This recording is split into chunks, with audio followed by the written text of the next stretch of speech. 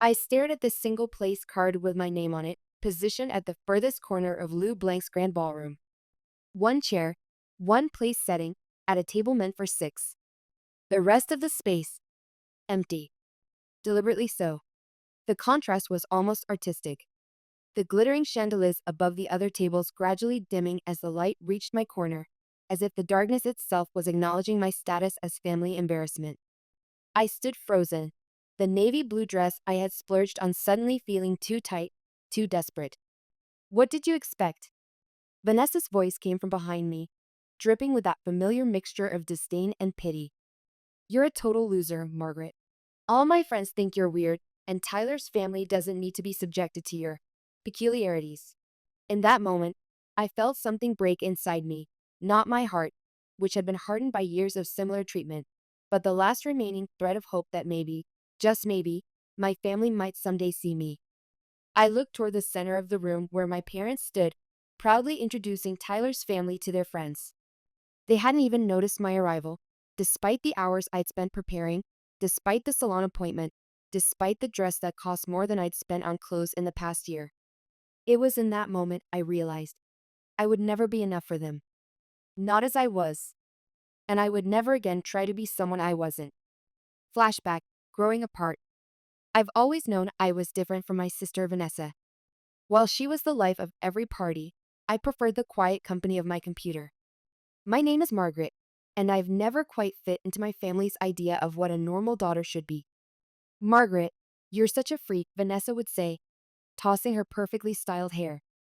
All my friends think you're absolutely crazy sitting in your room programming all day. I remember the first time she said that. I was 12, and I had just built my first simple game. I wanted to show it to her, thought maybe she'd be impressed. Instead, she laughed and called her friends on the landline so they could laugh too. That night, I cried into my pillow, wondering why I couldn't just like the things other girls liked. Why I couldn't be like Vanessa, who seemed to move through the world so effortlessly, collecting friends and compliments like they were free samples at the mall. Margaret, honey, my mother Caroline would say, her voice always tinged with that special blend of concern and disappointment she reserved just for me. Wouldn't you like to go out with some friends instead of staring at that screen all day? She never understood that the rhythmic clicking of my keyboard was more comforting than any conversation with Vanessa's judgmental friends could ever be. My mother had been homecoming queen in her day, had married the football captain. Her world made sense to her. Women were social, charming, and placed family above all else. My fascination with code, with building things no one could see, was as foreign to her as speaking Martian. My father Edward was no better, though his disappointment was quieter. He'd glance at my report cards, nod at the straight A's, and then immediately turn to ask Vanessa about her latest social conquest or the boy she was dating. As if academic achievement was expected, but social achievement was celebrated. Advancement. Finding my path. When I got accepted to college with a full scholarship in computer science, even Vanessa couldn't make a snide remark about that. Well, actually, she did. At least you won't have to worry about boys distracting you there. But for once, her words didn't sting. Because I had found my people, other students who understood the satisfaction of solving a complex programming problem, professors who valued my analytical mind. For the first time, I didn't feel like an alien species. After graduating, I landed a job at a top mobile app development company. The salary was incredible, much more than I let on to my family. How's that computer job? My mother would ask during our increasingly rare phone calls, her tone suggesting I was answering customer service questions rather than architecting complex systems. It's fine, I'd reply, not mentioning the promotion I'd received after just 6 months, or the bonus that had allowed me to start seriously saving for my dream home. I knew exactly what would happen if they found out. Vanessa would be at my door with her hand out, and my parents would guilt trip me if I refused to help. So I kept quiet, lived in a modest rented apartment, and saved every penny I could. My dream was simple: a country house where I could work remotely, away from the chaos of the city and nosy neighbors. A place where I could finally find peace. Conflict the engagement, but life has a funny way of throwing curveballs, and mine came in the form of a phone call from Vanessa. Margaret, she said, her voice dripping with fake enthusiasm, I'm getting engaged. And yes, Before you ask, you're invited too. I knew Tyler, her fiance, and he was actually a decent guy. Quiet, thoughtful, with a kind smile that seemed at odds with Vanessa's sharp edges. How he ended up with Vanessa was beyond me, but I genuinely wished them well. The engagement party is at Lou Blanc next month, she continued, her voice taking on that familiar condescending tone. And please, for the love of God, dress like a normal person. No t-shirts, no jeans, and please do something with your hair. You do know what makeup is, right? I rolled my eyes, grateful she couldn't see me through the phone. Yes, Vanessa, I know what makeup is. I'll dress appropriately. After hanging up, I sat in my apartment, staring at my reflection in the dark computer screen. Why did I still care? Why did her words still have the power to make me feel like that awkward 12-year-old, desperate for approval? The weekend after Vanessa's call, I visited my parents' house. Big mistake. The moment I walked in, I was hit with a wave of wedding fever. Mom was surrounded by bridal magazines, and Dad was looking overwhelmed by the stack of catering pamphlets in front of him. Oh, Margaret, Mom said, barely looking up from her magazine. Did Vanessa tell you about the engagement? Yeah, she did. I sat down at the kitchen table, grabbing an apple from the fruit bowl. So, how much is all this going to cost? Dad shifted uncomfortably in his chair. Well, we're thinking about taking out a loan. I nearly choked on my apple. A loan?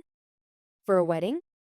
Why not use that money for something practical, like a down payment on their first house? Mom looked at me like I just suggested they should host the wedding in a dumpster. Margaret, honey, you just don't understand these things. You spend all your time with computers. You don't even have a boyfriend. Every girl dreams of her perfect wedding day. I bit back the words that threatened to spill out about how Mom's fixation on perfect weddings stemmed from her own mother's disappointment in her elopement, about how Dad's willingness to go into debt was rooted in his desperate need to be seen as successful by his country club friends.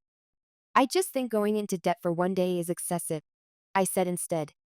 Well, nobody asked for your opinion. Vanessa's voice came from behind me. I hadn't even heard her come in. Some of us actually care about making memories and having nice things. I turned to face her. And some of us care about financial responsibility. God, you're such a bore. Vanessa rolled her eyes. This is why you're still single. You know, everything has to be practical with you. Where's the romance? The spontaneity? Probably in the same place as your common sense, I muttered under my breath. Mom shot me a warning look. Margaret, if you're just going to be negative, maybe you should go home. I stood up, suddenly tired of all of it. Maybe I should.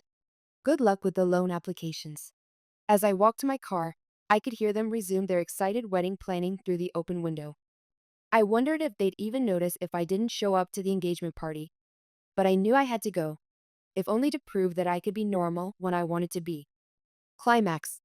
The corner table. The month flew by faster than I expected. On the day of Vanessa's engagement party, I actually made an effort. I bought a navy blue dress that cost more than I'd normally spend on clothes for an entire season.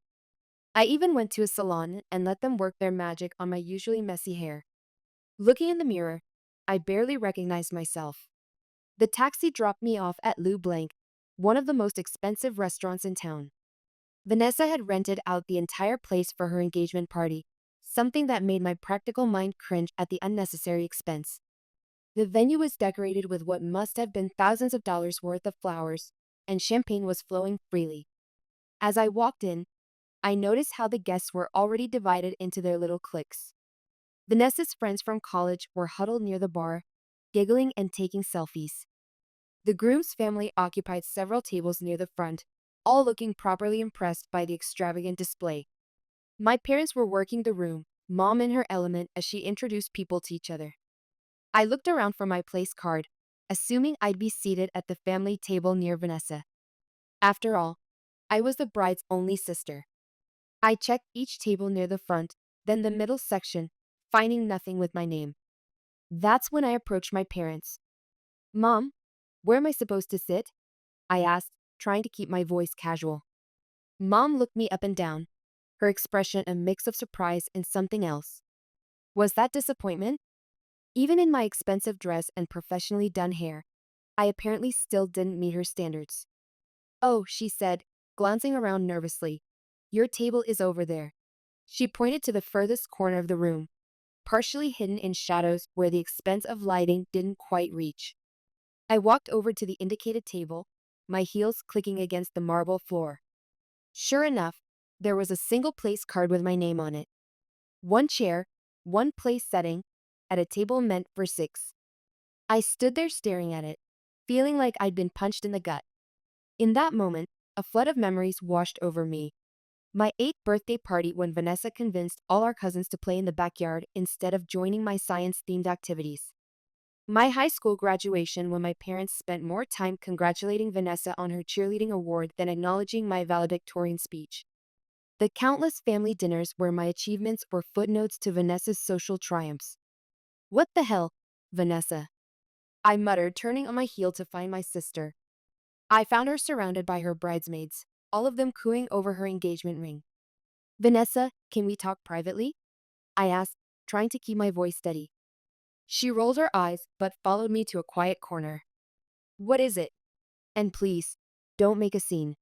"A scene? You put me at a table by myself in the corner, like some kind of pariah, and you're worried about me making a scene?" "Oh, get over yourself," Vanessa snapped. "What did you expect? You're a total loser, Margaret. All my friends think you're weird, and Tyler's family doesn't need to be subjected to your peculiarities." I felt like I'd been slapped. "Your friends think I'm weird because I have a successful career instead of living off our parents? Because I don't post every detail of my life on social media? No, because you're a freak who cares more about computers than people." Vanessa's voice was rising, attracting attention from nearby guests. Before I could respond, Mom appeared at Vanessa's side. "What's going on here?" "Mom, Vanessa just called me a loser and a freak," I said, hating how my voice cracked. Mom's face hardened. "Margaret, stop making a scene. This is your sister's special day. Just go sit at your table and try not to draw attention to yourself." I looked between them, these two women who were supposed to be my family, and felt something inside me break. Without another word, I turned and walked to my isolated table in the corner. I sat at that lonely table for exactly 30 minutes. I watched as Vanessa and Tyler made their official engagement announcement. I watched as my parents beamed with pride. I watched as everyone else in the room celebrated, laughed, and enjoyed themselves, while I sat alone in the shadows. Finally, I'd had enough. I grabbed my purse, stood up, and quietly made my way to the exit. Nobody noticed me leaving, or if they did, they didn't care enough to stop me. Transformation. Building my sanctuary. The taxi ride home was a blur. I kicked off my expensive heels the moment I got through my apartment door and changed into my comfortable programming clothes. Yes, the t-shirt and jeans Vanessa so despised. Then, I did what I always did when I needed to process emotions. I started coding. Hours turned into days, days into weeks. I threw myself into my work, taking on extra projects and earning substantial bonuses.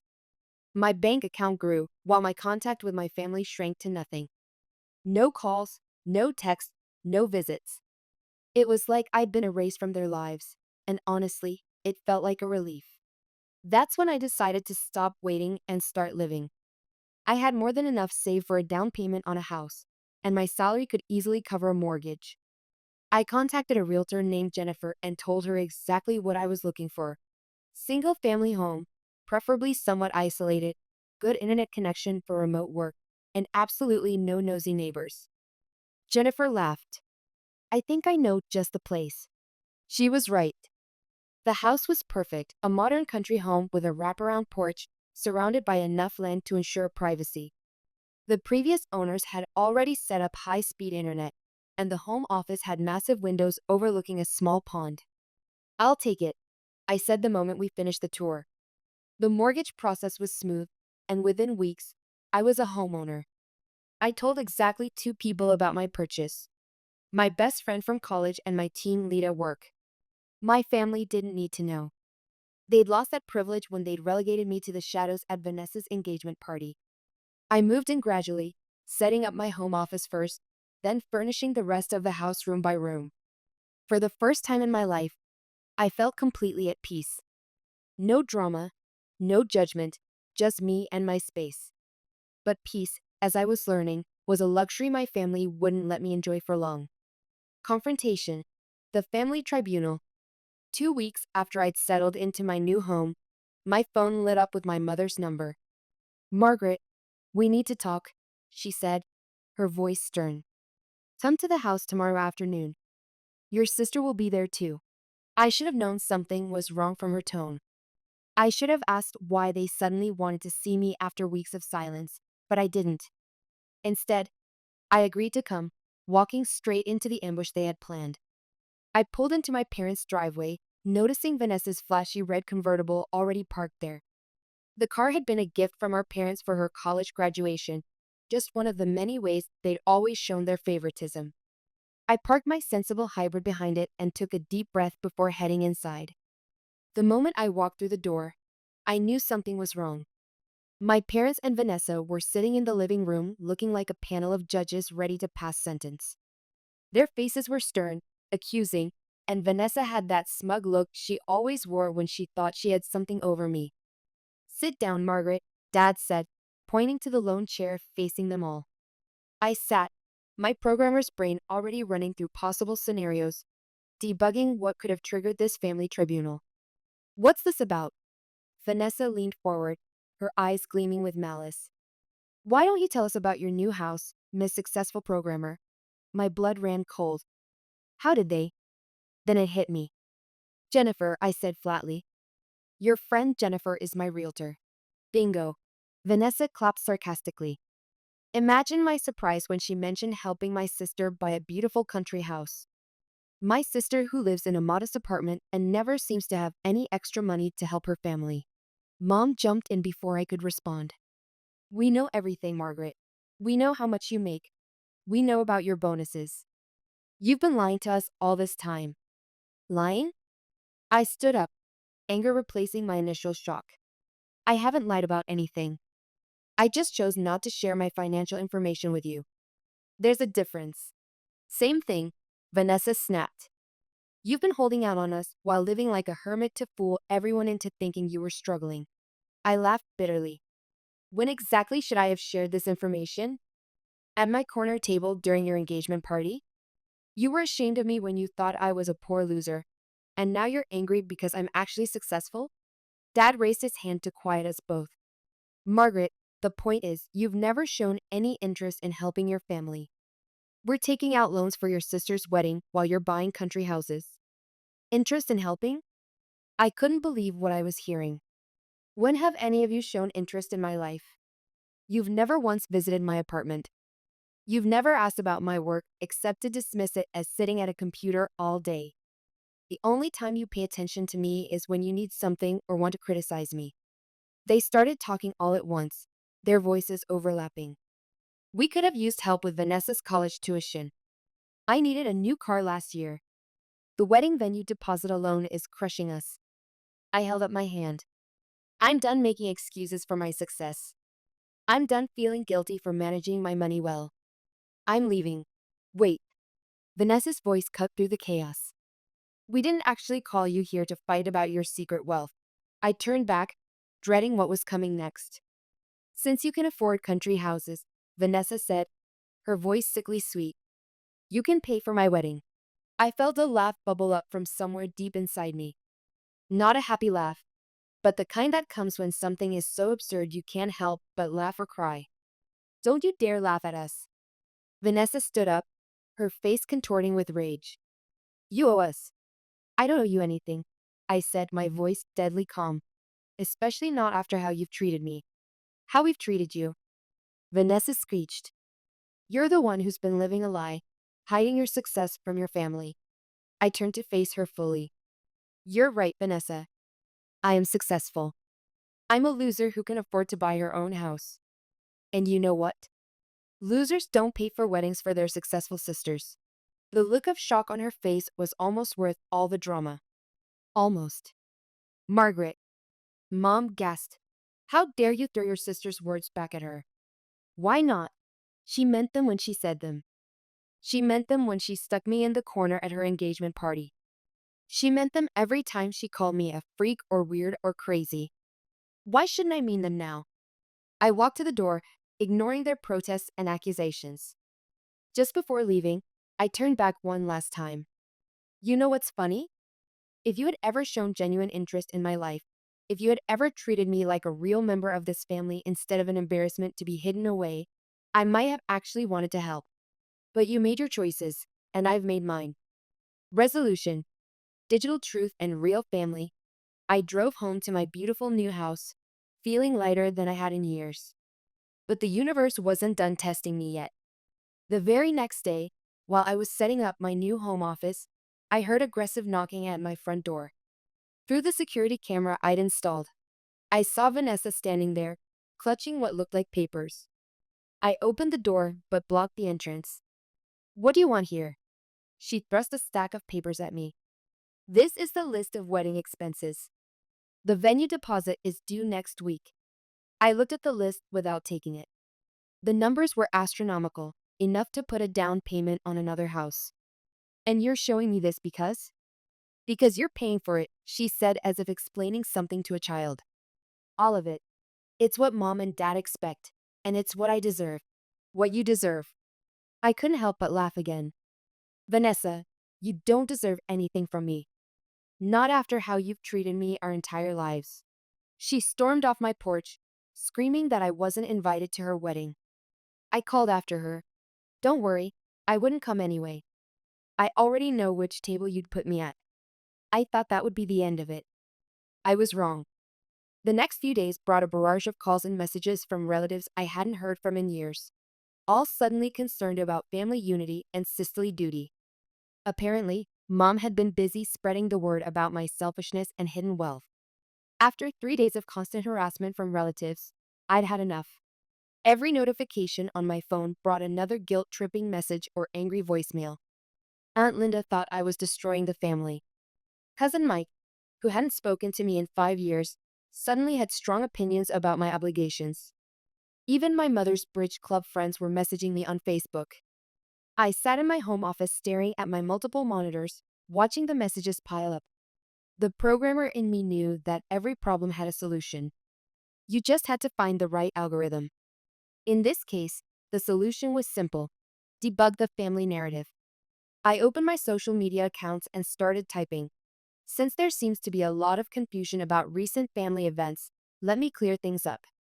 At my sister's engagement party, I was seated alone at a table in the darkest corner of the restaurant, separated from all other guests. When I asked why, my sister called me a poor loser and said she was ashamed of me. My own mother told me to sit there quietly and not make a scene. Now, weeks later, they've discovered I'm successful in my career. Suddenly, the sister who was ashamed to see me with her guests demands that I pay for her entire wedding. The parents who never once visited my apartment now feel entitled to know everything about my finances. To all the relatives messaging me about family duty, where was this concern for family unity when I was being hidden away at family functions? Where were these messages of support when I was being called a freak for pursuing my career? I bought my house with money I earned through hard work. I'm not obligated to fund anyone else's life choices. End of story. I hit post and sat back, waiting for the fallout. It came faster than I expected, but not in the way I anticipated. The relatives went quiet. The angry messages stopped. Instead, I started getting private messages from cousins sharing their own stories about Vanessa's behavior over the years. Apparently, I wasn't the only one she treated poorly. My phone rang. It was my mother. I declined the call. It rang again. Vanessa. Declined. My dad tried next. Declined. They kept trying, switching between their phones, even trying to call from unknown numbers. I blocked them all. Then came the pounding on my door. I checked my security camera. My parents and Vanessa were standing on my porch. Vanessa was screaming something about how I'd ruined her reputation. Mom was crying. Dad looked uncomfortable. I turned on the porch speaker, another tech edition I'd installed. Go home. I have nothing to say to any of you. Margaret, please. Mom's voice crackled through my security system. We can talk about this. You want to talk? I responded through the speaker. After years of dismissing me? After trying to shame me into paying for Vanessa's wedding? No thanks. You're destroying this family. Vanessa screamed at my security camera. I couldn't help but laugh. No, Vanessa. You and mom and dad did that years ago. I'm just finally standing up for myself. They stayed on my porch for another hour, alternating between threats and pleas. I kept working, letting my noise-canceling headphones block out their voices. Finally, they left, but not before Vanessa screamed that I was definitely not invited to her wedding, like that was supposed to be a punishment. Epilogue. Found family, life has a way of moving forward whether you're ready or not. I heard through my aunt that my parents ended up taking out a massive loan for Vanessa's wedding. Mom had to give up her weekly spa treatments, and dad had to postpone his retirement. But they still tell everyone who'll listen about their ungrateful eldest daughter who refused to help. Vanessa got her dream wedding, or at least the version of it she could afford with my parents' loan. I saw the photos on social media. It looked exactly like every other wedding Vanessa's friends had. Expensive, elaborate, and completely devoid of personality. I noticed they seated another cousin at that corner table where I had sat at the engagement party. Apparently, she'd committed the sin of getting divorced the year before, making her another family embarrassment. My aunt keeps me updated on family news, though I never ask for it. She told me that my parents had to downsize their lifestyle significantly to manage the wedding loan payments. Vanessa complains constantly about how her modest wedding was all my fault. She conveniently forgets to mention the corner table incident when she tells people her version of events. As for me, I'm thriving. My house has become my sanctuary. I've set up the perfect home office, complete with all the latest tech. My team at work loves that I can host our virtual meetings without background distractions. I've even started mentoring young programmers in my spare time, especially girls who, like me, prefer computers to conformity. Last week, I got another wedding invitation. This time it was from one of the young women I mentor. She's marrying her girlfriend, and her conservative family refused to attend. Will you sit at the family table? She asked me, her voice trembling slightly over the phone. I felt my throat tighten with unexpected emotion. Of course I will. You're more family to me than they've ever been, she continued, and I realized I wasn't the only one who'd had to redefine what family meant. Sometimes the family you're born into isn't the family you end up with. Sometimes the black sheep of the family isn't the one with the problem. And sometimes sitting alone at a table in the corner is the first step toward finding your own place in the world. As for my parents and Vanessa, I'm sure they'll keep telling anyone who'll listen about their terrible daughter/sister who refused to pay for a wedding. But I've learned that their opinion of me doesn't define me. My worth isn't measured by their acceptance or rejection. I am Margaret, the IT consultant who bought her own house, built her own life, and finally learned to stop apologizing for not fitting into someone else's idea of who I should be. And I wouldn't have it any other way.